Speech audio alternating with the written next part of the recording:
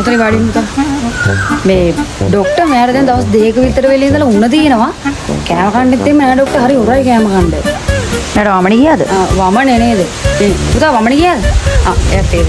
චුට්ටකින් ඉන්න මම කියන්නේ. මේ ළමයාට වමනේ ගියාම? ඔව් ડોක්ටර් වමනේ ගියාලු. කීසරයක්ද? මේ කීසරයක් වමනේ ගියාද?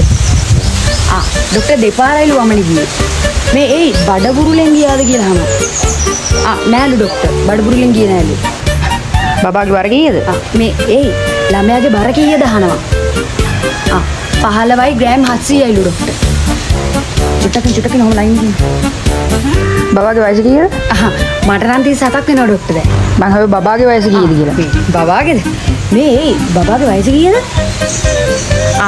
අවුරුදු 4යි මාස 2යිලු ડોක්ටර්. මම කියන්නෝ කාගේද බබාගේද? නැතු ඉතින් බබාටනේ මේක ගන්නාවේ. මේ බබාගේ නම නේද?